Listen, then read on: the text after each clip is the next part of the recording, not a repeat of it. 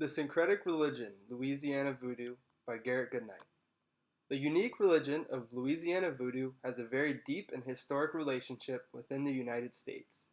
To understand this religion's impact, we must first trace it back to understand its origins and how it got here. Louisiana Voodoo would possibly not be a concept in the United States had it not been for the transatlantic slave trade during the 15th to 19th centuries. Various tribes were captured and sold from the states of Yoruba, Dahomey, Loango, Ashanti, and Mandingo. The most influential actors were those from the states of Yoruba and Dahomey in Western Africa. The Dahomey were one of the first tribes captured and brought over to Haiti.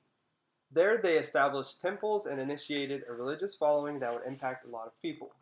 The word voodoo actually stems from the Dahomey word vo-do. The people from Yoruba, on the other hand, contributed to the creation of Louisiana Voodoo by the vast amounts of individuals that came from these parts of southwestern Nigeria. Here they believed that their land held the sacred sites of the Ile Ife that is thought to not only be where the gods descended on earth, but also the location from where the Yoruba civilization began. In a majority of Western African villages, voodoo is a common practice and lifestyle. The religion is built around three spiritual levels consisting of God, spirits, and ancestors. This practice encourages its followers to have a better understanding with the natural processes of life. Similar to other religions that attempt to reach a higher status of being, in voodoo this is referred to as the status of Loa. During this process, the person has the ability to disassociate themselves from their physical body while becoming possessed.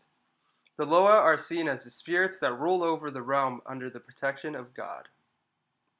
In the third level of spirituality, the role of the ancestor is to serve as the ultimate guiding and protecting ward that has been bestowed with knowledge and wisdom from elders before.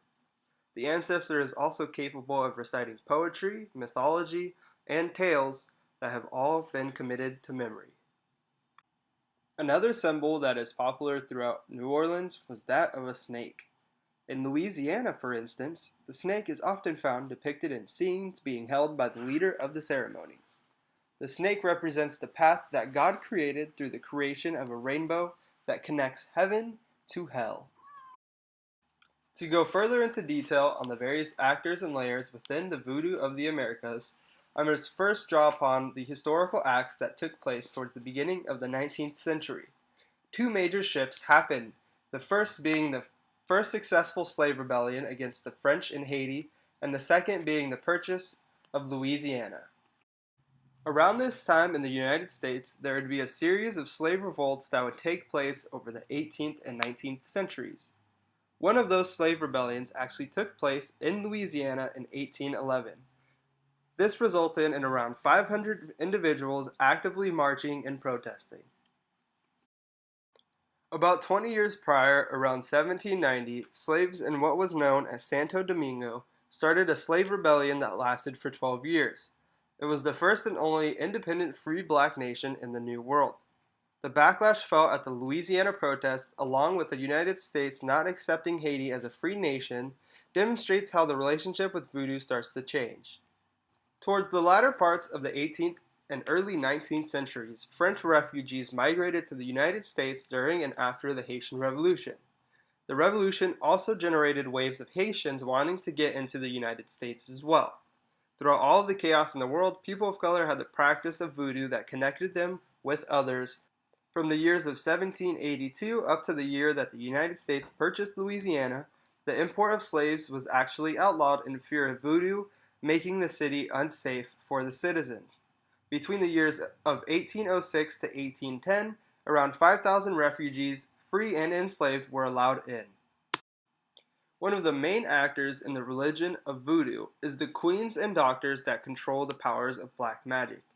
These figures would usually hold ceremonial meetings and ritual dances, as well as be in charge of selling charms and crafts needed for people within their communities. An important figure in the Louisiana voodoo scene is the famous Queen Marie Laveau. It is told that she was born into a 7-generational line of African Haitian voodoo dealers.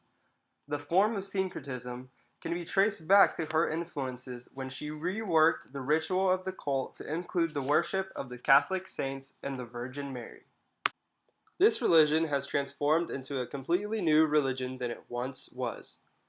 It holds an African core with very different regions covering very different beliefs and faiths. This act is seen, in my opinion, as a way to survive in very oppressive times. Altogether, it is accounted that voodoo is a combination of African, European, and American Indian beliefs.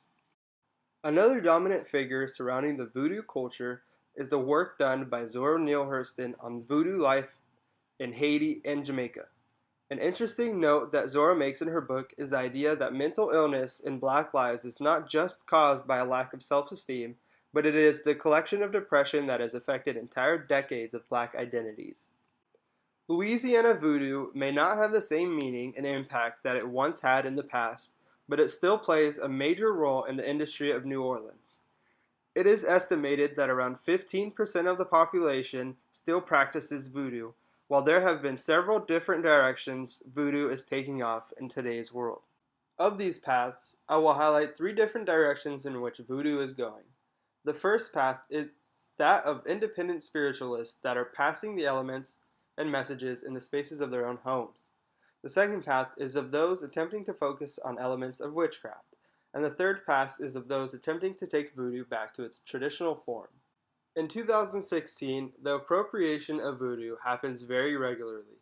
There are often companies that brand themselves after the concept of voodoo, which only adds incorrect associations with the actual practice itself. Louisiana voodoo is still a strong representation of the identity of New Orleans, but as time continues, the practice of voodoo seems to be changing.